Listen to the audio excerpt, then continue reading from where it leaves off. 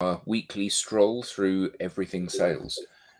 Today we're much more highbrow than normal.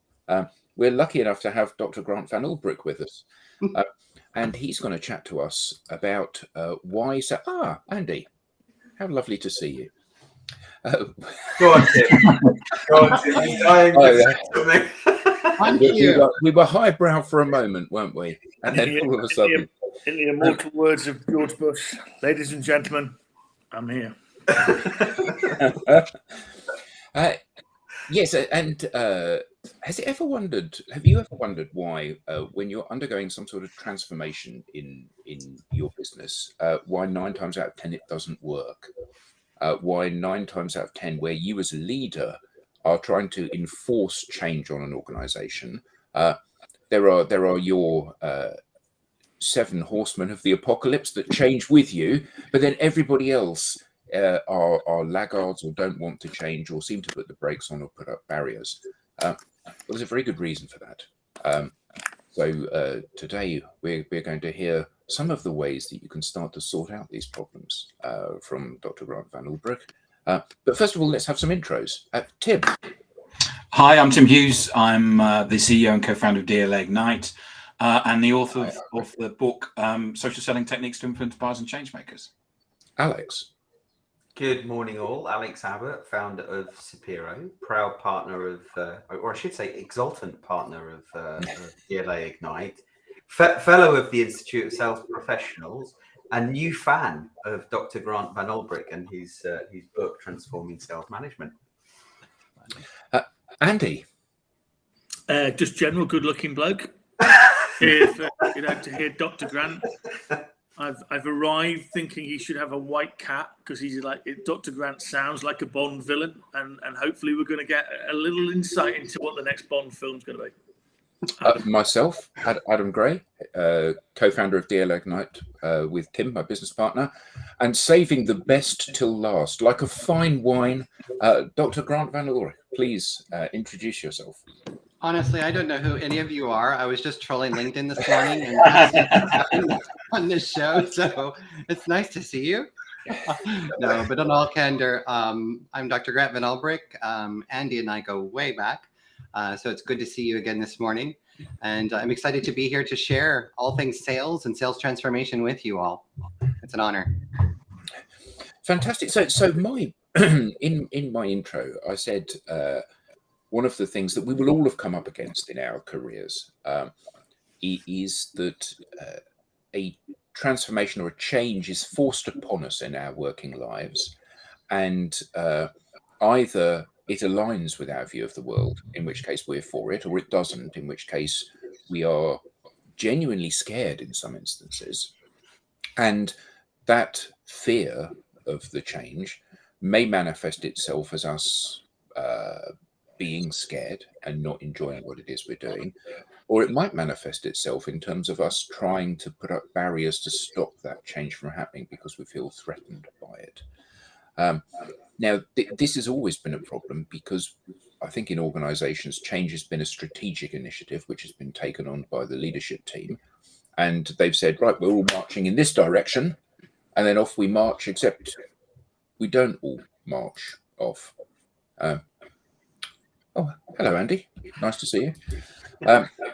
We don't all march off. So what can we do about this? What's the secret? What's in the box that you can open and show us that might help us overcome these challenges, both as organizations and as individuals? I guess that question is pointed to me. Is that right? Well, no one cares what anyone else has to say. Yes, we do. We're on a free ride. Yeah, it's all about you today, baby. Well, the first thing, if you want to open a box, open this box. Transforming Sales Management. So it's my new book. It is Leading Sales Teams Through Change. So hopefully you can get that book. Exactly. I know some friends who have that book as well too. So it's really interesting. Actually I started my journey years ago with Andy, and actually bringing Andy into Royal Caribbean International into helping us and looking at sales and how do we build a sales academy that's based on sales science and sales psychology. Do you remember that, Andy? Taking a look at what we had, which was literally nothing. And so from there, the direction was I needed to go back to school, back to university. And Andy and the team knew that there was a master's program in sales and leading sales transformation. And in my 40s, I was scared to death. I was terrified. I thought, oh my gosh, how am I supposed to do this? Am I worthy? Can I even do this? I had such doubt every step of the way, to the point when I met Dr. Philip Squire, who's in charge of the academy and the master's programs. I flat out told him, I can't do this. I'm not going to be successful. My leadership is saying that I needed to do this in order to build a sales academy for our company. And he looked at me and he said, yes, you can. You absolutely can do this. And I said, but I didn't have university background. I went into the military. And he said, actually, you might even do better because you don't have the bias from other universities and you're open. You're more open to following leadership and direction. So why don't you give it a try? And in doing so, in the master's program, there's a segment on leading change. And that change process, we learned about all of the different organizational change models that are out there and how they are meant for leaders to use on the organization. And the key word was on the organization and on people. And instantly I started to reject that. And I thought, this doesn't really make sense to me. How am I supposed to use all of these models on my team members? Where's the model for them? What about the individual? Because as an individual, we can reject change, and often we do. And you were just saying it, Adam. The research actually shows that only 30% of organizational change management actually is successful. That goes back to John Cotter's work. And, the rest of it is in somewhere where it happened, but it wasn't fruitful. It wasn't to the desires of the organization, to more outright failure. So why is that? And in raising my hand to my professors, I said, listen, if you look at all of these organizational change models, they have one thing in common. And they said, well, what's that? We started into a dialogue. And I said, they're all prescriptive. And they say that at the end of it, the change is magically going to happen. And the people are going to, as if somehow, all sing a wonderful song and say that it's going to be wonderful. And that's just not true. It's not true at all. I said, as a human being, can you accept change? Yes, I can. Great. As a human being, can you reject change? And that's where they started to get a little nervous. Yeah, can. I said, okay, what about indecision? Have you ever been stuck and just go, I don't know what to do. I'm scared. I don't know if this is going to be right for me. We all feel that way. And sometimes we don't verbalize it. And that's where it gets really dangerous within an organization. Because as leaders, we lead transactionally. And we say, this is what you should do. This is how you're going to do it. And you'll follow my lead. And the key word was follow. And that's not where we live today. We do not live in that environment. We do not live in that era. As Dr. Julian Birkinshaw says, we are in an democracy where people have a co-equal advantage between the buyer and the seller. And we're buying based off of emotional feelings and emotional actions. And that's true because I'm sitting there right now and I've got 2 cell phones, one for work, one for personal. We take pictures of our food. We take pictures of everything. We base our decisions off of, do people like me, or do I like it, or how do I feel about something? So it's true. The era is true. And you can get stuck in the middle of indecision. Mm-hmm. So I said to my supervisors, well, then these models don't work. Mm-hmm. If people can accept change and reject change, these models do not include that. And the challenge from my professors was, well, then perhaps you need to make a model that does. And so that's what we've done. We've built a model that is bespoke for the individual. It's the first time in the world that there is a model for individual change. Because I've met each and every one of you, and I've asked you this question before, and I'll ask it to the audience. Think about this for a moment. Have you ever been taught how to manage personal change for yourself? Exactly. And in every conversation, every speech, whether it's my TED Talk or whatever it is, everybody else says the exact same thing. No, we've never been taught. Now, why is that? The one thing that every one of us on the planet will go through each and every day, shouldn't we learn how to manage that for ourselves? And so that's where this new model comes into play, and it teaches you how to manage that for yourselves. And this is critical for leadership to understand, because if you understand how people think and act, and you can learn how to coach them through it, and where it matches directly to their values and their identity, then you've got a greater chance for success. Yeah, and you've got a greater opportunity. Yeah. So I think personal change, it goes in that bucket with a bunch of other things like managing finances that should be in the school curriculum, the national curriculum in schools. But just coming back a few steps to what you were saying about the success of transformation, or the success rate, that 30% are successful, I think you said. Right. That goes back to, it's interesting because there's a myth out there that says 70% of all change management fails. And a friend of mine is Dr. David Wilkinson. He's the chief editor of the Oxford Review at Oxford. His former career was a police chief, an inspector. And so that never sat well with him. And so he's went police inspector all the way through to academia. And he did a thorough investigation and traced it all the way back to John Cotter. And what John Cotter actually said was that 30% of organizational change is successful. That's it. He said the rest is somewhere in between of it didn't happen the way the organization would want to outright failure. And as time goes by, somebody, don't know who, you cannot pinpoint it. You absolutely cannot pinpoint in the research who actually says that, but it's quoted by McKinsey Studies, Harvard Business Review, so many corporations and entities that somebody's done the raw math and said, well, if 30% is successful, then 70% must be failure. And that's not true. It's absolutely not true. Yeah. So I think about where we are in sales today, and a lot of companies are thinking about transforming the way they sell. I often speak with senior leaders about being more buyer-centric. Well, that's often a buzzword, but how do you actually change your entire model to be more buyer-centric across the organization? That sounds like quite a big transformation that's required. Does that stat of 30% apply to sales as well? Is it any transformation? I would say in my research, it does apply across the board. And here's the reason why. There are many buzzwords out there: sales improvement, sales enablement, sales transformation. Transformation is hitting everywhere. You're seeing digital transformation, etc. But then I go back to Dr. Philip Squire's research. What are we trying to do here? Is it change, and it's change management, or is it transformation? And there is a difference. And the key difference is, if you're applying change management into an organization on people, whether it be salespeople, operations, accounting, HR, whoever, if you're applying change to them, change allows you to go backwards. You can change a habit today, but if you don't have an enabling support mechanism to continue it forward, it can fall back the way it goes. And Dr. Squire uses a lovely analogy of a caterpillar transitioning and transforming into a butterfly. He's not trying to become a better caterpillar. He's changed into something that he cannot go back to. That's the definition for transformation. We don't do that in sales transformation today, unless you start to apply a model like this, like Scared So What.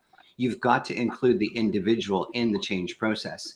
So again, if you look at total quality change management today, it is transactional, and it follows transactional leadership. I'm going to follow a model. I'm going to tell everybody what we're going to do. We're going to go through a process, and at the end of it, I've promised the business that it'll be done, and we'll be XYZ more successful. And Andy, you're shaking your head because we see this everywhere, every day. When in true reality is, if you don't bring the individuals on board, you're not changing anything. You might only get 30%, because that's statistically where you can go. But if you want it to work, you've got to hit to individuals, which is where Scared So What comes into play. Once you've done that, everybody's on board, then you apply the organizational change model, because you've got the team on board. Everybody's singing the same song. We discussed this briefly yesterday when we spoke, that part of the challenge is that many of us, old people like us, are still operating. Even if we're not operating, we're still envisaging change in the way that change has happened to us in our corporate lives, which is the person at the top has instructed, this is where we're going. And the concept of not being part of that change has not been something that we have ever entertained.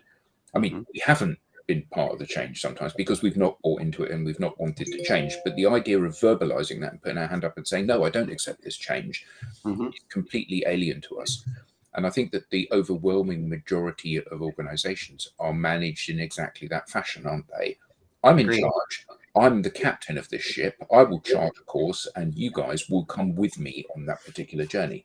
And that's about the size of it. There is no debate.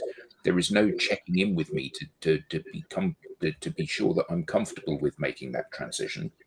There is no coaching me through that transitional process. So like you said, Alex, in schools, this is one of the things that should be taught. I'm amazed that in schools, the first thing that you're not taught is how to learn. They cram you full of knowledge, or they try to cram you full of knowledge. The idea of this is how you need to learn, this is how you need to adopt something is alien because it's never taught. And that's obviously reflected in the fact that only 30% of transformations work, because actually it's not playing to how people operate. So Grant, talk us through what is the process of me changing? How do I need to go through that learning? Yeah. So the model that we put into research was to embrace people's fears. And if you can think about a change process that happens to you, it's not that you're afraid of it, it's that your body is telling you something is wrong. So it doesn't matter if it's a positive change, like you just got a promotion, or you got a new job, or you're getting married, or you got a new account, a big new account, which means a lot of responsibility. Those can all be positive change experiences. But what happens to you? Your mind starts to race. You start to breathe faster. Your heart starts to beat a little faster. Maybe you get goosebumps or you break out in a sweat with nervousness and anxiety. Why is that? Because it's a positive change. It's supposed to feel good. Well, your body and your mind is telling you, hey, this is a change and I need to get my mind around it. I can't compute it at the moment. So don't make assumptions. That is the danger zone. And that's typically often what we do, whether it's a positive change or a negative change. So what the model is about is embracing change, right? And instead of making an assumption about it or a panic reaction, like for example, think back to yourselves whenever you've had a change situation happen in your life. Alex, when you're younger and you had a change that maybe you're starting school, something new that's panicking you. You go to mom, dad, brother, sister, whoever it is, and you go to them and say, I don't know what to do. What do they say to you? My mum was a transactional leader. Yeah. There you go.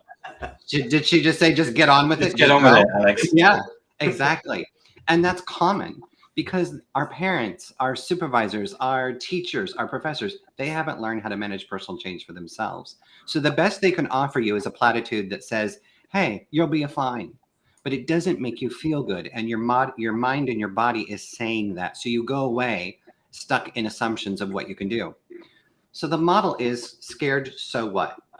Embrace the situation, embrace the change, and start to break it down so you can have less anxiety, less stress, less worry and fear about it, and say, right, am I surprised about the change? Am I conflicted about the change, or do I champion the change, positive energy or negative energy? Or even in between, am I feeling neutral about it? What actions could I take is the A. So action in sales is the heart of everything we do. If you generate an action, information points come in. The same thing happens within dealing with personal change. If you ask yourself what actions I can take, do I do research? Do I call Andy as a friend? Do I ask Tim's advice? What do I do? By getting information, you're now starting to critically reflect on a change process and you're putting assumption away. Yeah.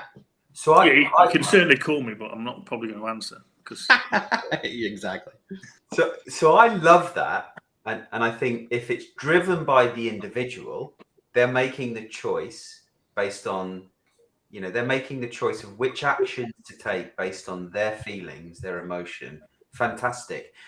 But is there not a risk that leaders will still try to manipulate the outcome rather than coach of their Yeah, absolutely. Every day. It's going to be difficult to change, a leader's beliefs and traits, right? Transactional leaders by nature are transactional leaders, but they're not followed. You're not, if you lead only as a transactional leadership, I'm sorry, your role will be short-lived. And that's evidenced time and time and time again, as we've all seen. How many transactional leaders would lead in a style to say, you must be feared, you must do what I say, you must do what I do, and tell you. And how long does that last? You just lose people left and right. But if you function as a transformational leader, then you're not afraid of opinions, thoughts, contribution, employee development. You're not afraid of coaching. You actually use coaching as your main methodology to develop others and to invite ideation into the conversation. So you're absolutely right. If you're a transactional leader and that's the way you live and breathe, you're going to be spot out really quickly once the individual learns how to manage change for themselves. So it is a risk. And it's a risk for leaders. Yeah, we need to teach the leaders within these organizations about how to help their people manage the personal change they're going through. Absolutely. No, I think you could go one step back. We've talked about this. This comes down to addictive leadership versus vulnerable and authentic leadership. Mm-hmm. And if we look at what Grant and I have done, and some other people like Grant, like Ben Dorks, John Nicholson, some of the people in the Leadership Fellow Network at the ISP who look like Grant, these are authentic, vulnerable leaders who've decided to challenge themselves, and consequently people will follow that. But there is a huge amount of addictive leaders in sales who are going, this worked for me when I was 25. This worked for me as I came through the ranks. I use the word ranks loosely. Yeah. It therefore must work today. And I think somebody's comment about, and Grant said this, it's someone standing up going, here's a business problem that the business has decided is a problem. The business has decided where we need to go. We don't care really where we are, and you're all going to follow. Thank you. And then we'll decide whether it's successful or not. And it's like really fascinating. And we talked about it last week. There's 5 Ps that I look at in my role at Cranfield and my role in the ISP, which is product. Most people have got a similar product these days. Pricing, anyone can copy your pricing. Anyone can use a sales platform. Most people have got access to the similar ones, and most people use similar processes. The difference is your people. And what I love about the book is actually challenge this with the leader and the CEO of OT Group. And we said, what makes your people different? What makes Royal Caribbean's people different from Virgin Cruises? And it was a stunned silence, and it was then personal brand. And it was like, that's the piece, isn't it? What I really love about your research is you're dealing with that piece about how people develop and move themselves from one place to another through choice. Yeah.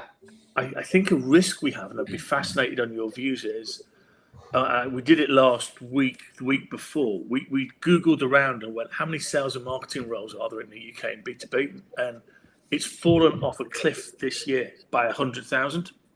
Wow. And then if you look at how many open roles there are, Grant, there's about 105,000. So that would lead me, I know it's dirty research, but that would lead me to go, people don't want to be in sales anymore. So we've got to tackle as well, using your model, is how are salespeople bought into wanting to be in sales, and then how do we help them change to what's needed to be for the future? And so, Alex, I think there's a couple of pieces. Addictive leadership needs to be challenged, and actually, we need to get people comfortable that this is a role they want to do. Because if they're not comfortable doing it, they're kind of filling the seat and chasing the revenue.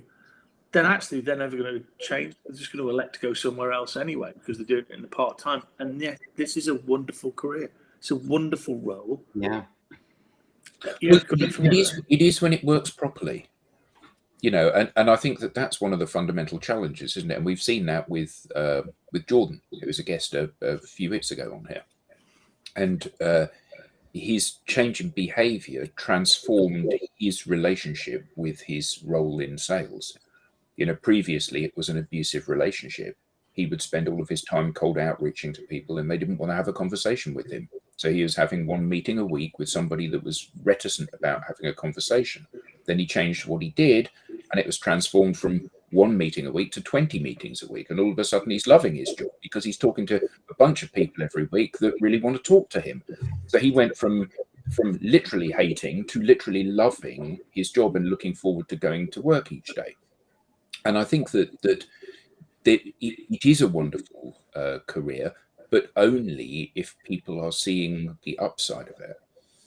And I think that there was an interesting comment from Martin here.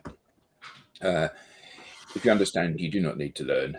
Therefore, but that's simultaneously right and exactly wrong, isn't it? Because if you're up for the change, you don't need this, because you're up for the change. It's like, okay, Grant, here's where we're going, and you go, fantastic, I can't wait to do. Well, actually, you don't need coaching, because you're going to be part of the impetus to drive the change through the organization, because you're keen to do it, because it meets with your personal objectives, your belief system, and all of those things.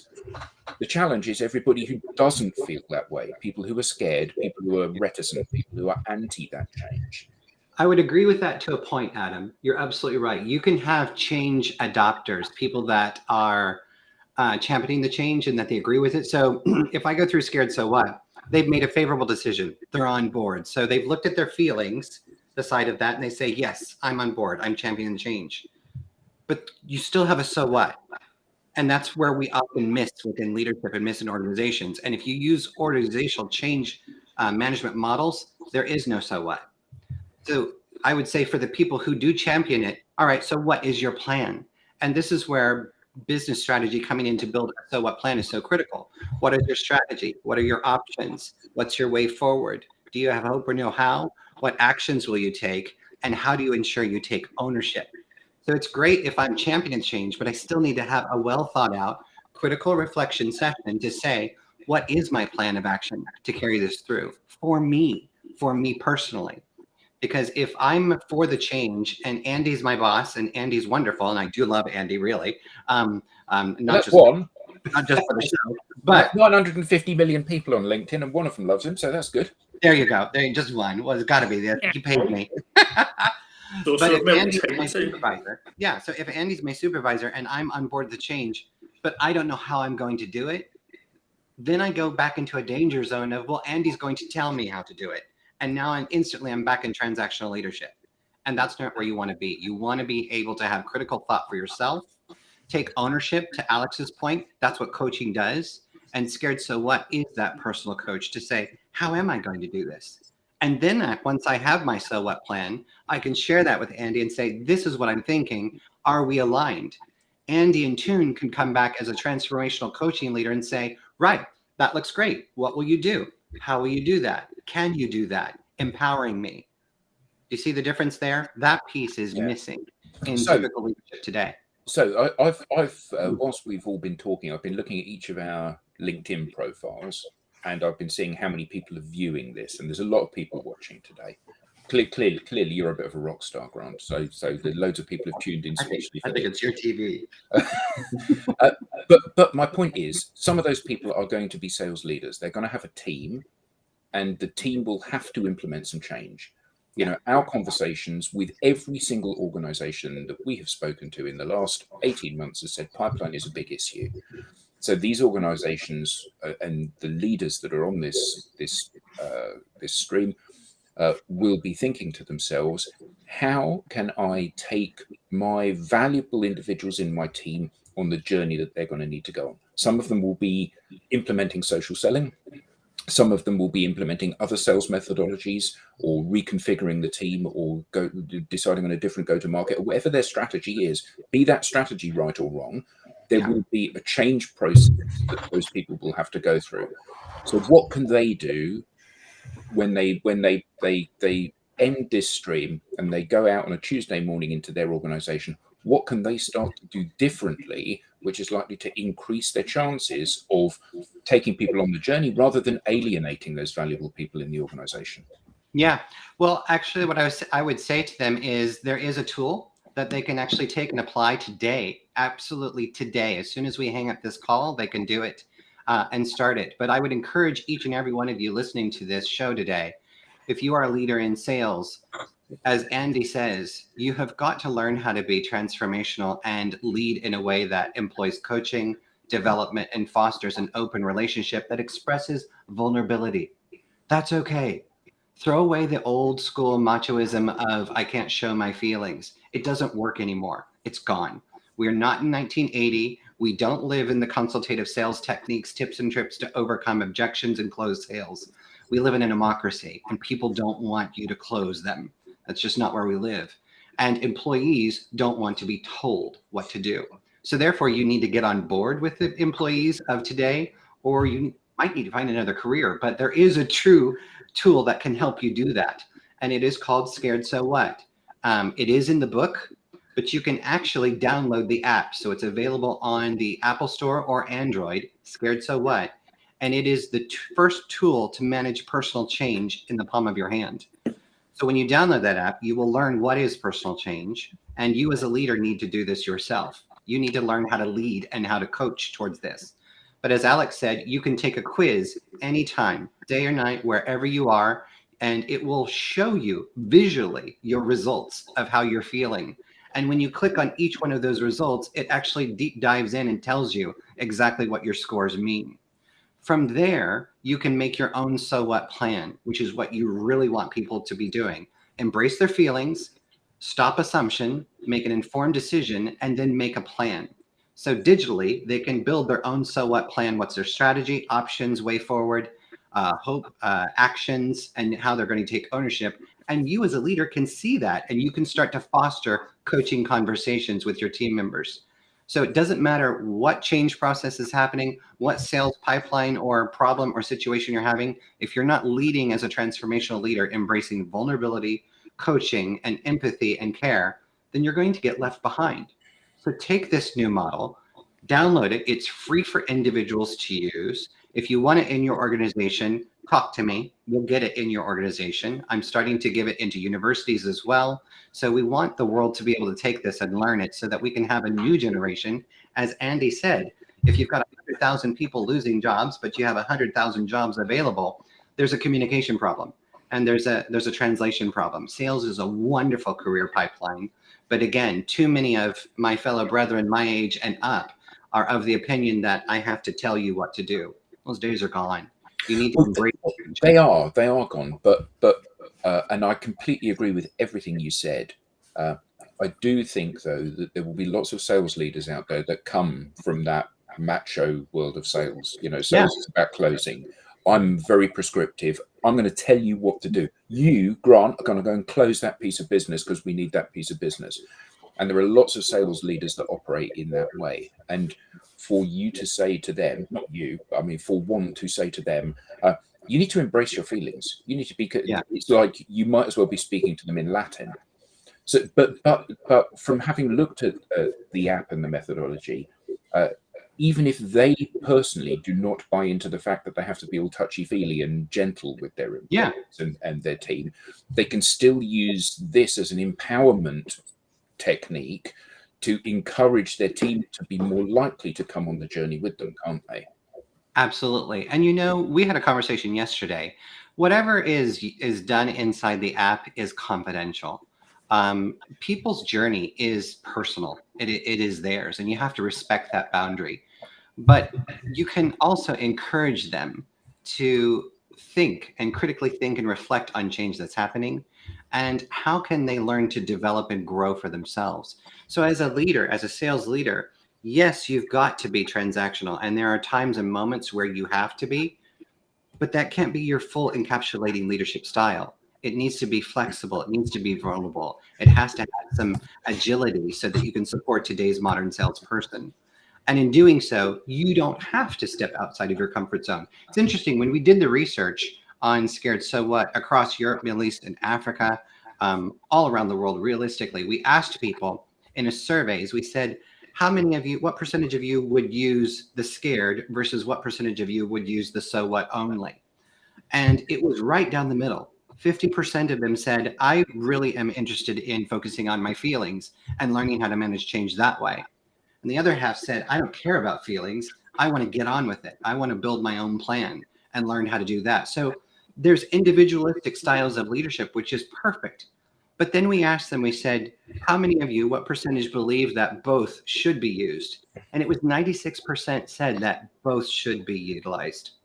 because you need to be able to understand how you feel inside and what decisions you can make, and then also be able to articulate that into a plan that works for yourself. So there has to be flexibility in the model use. There has to be flexibility in your leadership style, how willing you are to express your own vulnerability and help people to grow and help people to develop. Yeah, I couldn't agree with that more. I mean, I like the word emotion because, you know, as a sales academic like you, there's a lot of things now that are starting to lead toward, if we're not emotionally aware, how do we connect with customers who buy on emotion, and how are we connecting with those guys? And I think there's some really cool stuff on the back of what Grant talks about in terms of really the evolution of how we connect with people better, and how we grapple with some of the big things that are coming down the line, because we're all in a flat spin about AI. AI is going to change the world for sales. It's like, well, none of the technologies that have gone before this have changed the conversion rates and changed the close rates. We will still be at about 52%, unless we actually follow some of the things you're talking about, Grant, which is actually becoming more human and understanding the emotions and even understanding the biases that are now in sales, which is consumerism. We're all consumers.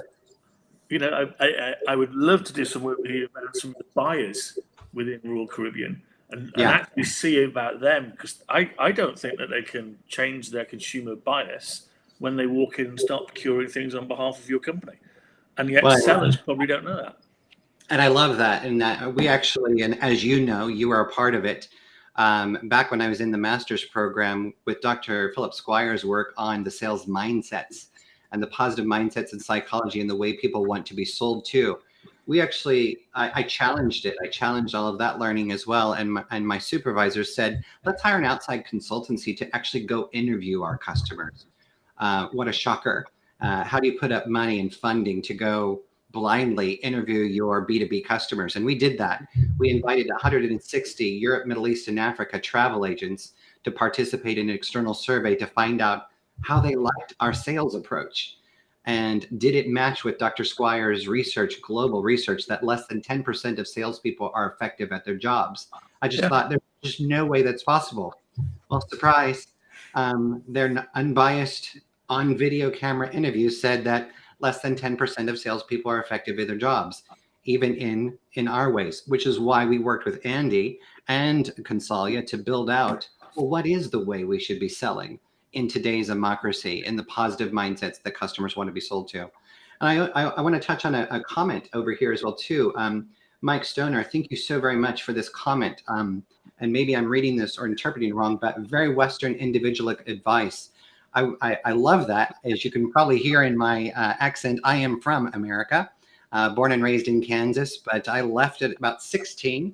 I've been traveling the world ever since in the cruise industry. All of this research was done here in Europe. None of it was done in America. It was out of Middlesex University and Consalia Sales Business School here in London. And all of the research applicants and approach was shared across Europe, Middle East, Africa, Asia, Australia, Latin Caribbean.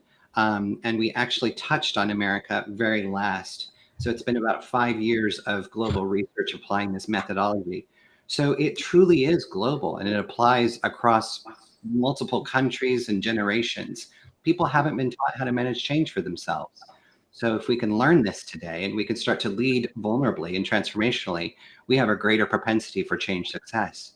But thank you. I really appreciate the comment. Anybody else? Is it worth going down to Kieran's comment and working up, because a bunch of people have asked questions of you, Grant? Yeah. Well, and it would be really worthwhile. I thought it'd be worthwhile working through those. And yeah, if you can help me, I can't see all of them. Kieran, I find the misunderstanding often happens around the definition of these concepts towards a different state where change starts from the current state. Yeah, absolutely, I would agree. They are very different concepts. You look at change, a change process, changed within an organization typically is thought out, is planned, is get everybody on board. We're going to do this on this date, on this time, and we're going to start. Here's our communication plan. Here's our process plan. Everything's going to be perfect. And there is absolutely zero room for Well, what happens if people reject? Because we don't ask those questions at all. And I love that. Often in discussions, I say to people, especially as leaders, when was the last time you implemented a change at work and you said to your employees, hey, Tim, do you agree with this change? Alex, do you support this change? Hey, Adam, are you on board with this change? And Andy, will you help me to execute this change? I'm a leader, and I'm making fun of the situation, but we never ask those types of questions in organized change management at work. We just don't do that. We don't ask those questions. We lead in a typical transactional approach, and we say, right, this is what we're going to do. I expect everybody to follow. But to achieve transformation, to Karen's point, transformation has to have a different approach.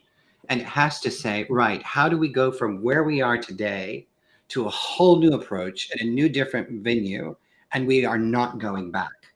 We don't go back to where we were. That's the key definition to transform. Can I just say though, Grant, I having been a leader in organizations where I've driven change across the sales team, I thought I was a transformational leader. But now, having spent some time with you, read the book, having these conversations, I don't think I was, because I wasn't asking those types of questions to the individual, really understanding them. I was still dragging them along on the change. I think it's an important point, right? Because many leaders must feel the same way as I do. Oh, I'm a transformational leader without fully understanding it. Well, and that's okay for you to learn. If you have the open desire / intention to support, and the key word is, are you doing the effect? Are you achieving the effects of the transformation that you're supposed to achieve? Can you do that? But the key difference is normally if you don't bring the individuals along on the journey, then you won't transform, because you're not going to know how the people are feeling. You're not asking those difficult questions. And think back to yourselves. This goes back to Andy's approach on sales. Isn't it interesting that we as individuals, we all experience being sold to, right? So if you go to a store, you go to a car dealer, you go to buy a house or whatever, and the salesperson's approach is hard, pushy, over arrogant, driving on you, the first thing you do is wait. You put your hands up, you're like backing out, you don't want to be sold to, you might even leave, or you hang up the phone, right? This is a hard poised sales approach. We don't want that. So then why would we teach that? Why would we expect that within our own organizations? Yeah. The same thing applies towards change management and change leadership. If you yourself don't know how you are expected to carry out that change process, then you're not going to be successful unless you invite the people that are involved in the change and expected to carry out the change. Yeah. To Mark's point, Adam, if you put up Mark's point, I think I've experienced leaders who have inspired me to change, but not everyone feels that sense of action having been inspired. Yeah. So, Mark, I think, I understand what you're saying, but I do think what we're talking about here is very different, and it needs to come from the individual. I think the other thing is that it's very easy to, you're at the front, you're leading. Come along, chaps, we're going into battle. And you assume everybody's behind you. And even if they are following you, you assume their heart's in it. Assume. Keywords assume. Assume. Yeah, exactly. How many times do you see that great leader? Come on, gents, we're going. And the team are actually going, oh God, here we go again. He's motivated. But even the caring leader, that says, no, are you with me? Come on, and there's still a lot of people left behind then. Or people say, just politely saying, yes, okay, I'm with you, when they're not really. I think that's the key point, isn't it? So unpacking that and saying, come on, Alex, you and I sit down, we'll have a conversation. You can tell me what you're scared of, because this is a scary process, and really try to draw that out of you. Now, obviously, we've now got an app for that, but that conversation bit, checking in with each of those individuals and really unpacking their feelings around this, is something which has been completely ignored, because what this is, have you affirmed that you're up for this? Yes, I have. And the reason I have is because the 20 other people in the team have affirmed it, and I'm not going to be the one that says, well, actually, I'm not sure of this. Now, the irony is that maybe 19 of the other 20 people in the team are all in exactly the same space that I'm in, where they're saying it because they think that's the expectation of everybody else. There's also another big, sorry, Andy, there's a big assumption, and I want to acknowledge Ahmed. He's got a key word here called, what about resistance to change? And there, I hear so many times, well, people are resistant to change. People are just resistant. That's just the way they are. And that's simply not true. If I go back to what we said earlier, how many of you have been taught how to manage personal change? None of you could say yes. And I get that every single time. So it's not that we're resistant and people are constantly resistant. We don't know how to manage it. So when you get through the scared process, the R is receptive or rejective. So as a leader, if somebody is rejecting the change, if they take the scared quiz on the app, and you can see that actions is red and explore is red, which are the action items to generate information, more often than not, it's because they didn't take the time to generate information. They went straight to assumption. And so it's not that they've rejected, they've assumed, and they haven't taught themselves how to break it down and critically reflect the change process. When you do that, when you bring in information, then all of a sudden you can start to make an informed decision. And that's a different outcome and a different output. And when you make an informed decision, you know, if you still are rejecting the change as a leader, all right, well, so what can you do? So what's your plan? If you're flat out rejecting this change, that's okay. Human beings don't have to accept every single change that's given to them. But my role as a transformational leader is, if you're not on board with the team, where can I place you? Where do you need to go? Because this is the direction. But now you're being inclusive of the individual. Does that make sense? Yeah. I think there's a really interesting to close out on. All of this massively disappoints me. Not what you're doing, but because we've just opened this massive can of worms. And I talk to leaders around the world, and it fundamentally comes down to, we do not give salespeople individual choice. Mm-hmm. We never do it. We're petrified of it. There has been some research, I don't know if you've uncovered them, Artis and Harris, 2007, found out that salespeople were theoretically and researched the best people on the planet to direct their own learning capability. We just don't give them that. We just tell them it. Because if I have got 200 salespeople, the last thing I want is to give 200 people the opportunity to do 200 different things. It petrifies me. So what I'll do is I'll force them into one particular area, and I'll force them into the box, and they will then have done it. And then how can you possibly ask them to do individualistic change, transformation, if we actually at the core level don't even treat them as individuals and give them this thing called choice?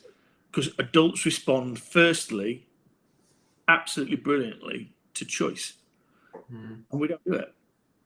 And so we've got to start really thinking about this in a massively different way and say, you know what, it's okay.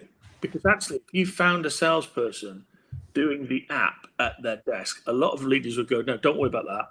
I need you to just do the forecast. I just need you to get your numbers done for me. Which then the leadership style immediately says, I don't care about you as an individual. I don't care about your change. Hang on a minute. You wouldn't. That's wrong. If you don't care for your people, what is it? Colin Powell said two great things. Yeah, look after your people. You've been in the military. They will get the job done. And I think the leadership quote from Colin Powell that I love that his sergeant told him once was, you know you're a great leader when people follow you, even if it's only out of curiosity. Yeah. I think he also said, we don't know what we don't know, and we know what we don't know. And he said that quote. So, yeah. Anyway, we're at time. Everyone on the panel, thank you so much. Dr. Grant, thank you so much. And I hope that you will come back and join us again to pick up this conversation and continue this, because this is fascinating stuff. To everyone in the audience, Ahmed, Mark, Mike, Ian, Martin, Alex, other Mark, Kieran, Michael, Adil.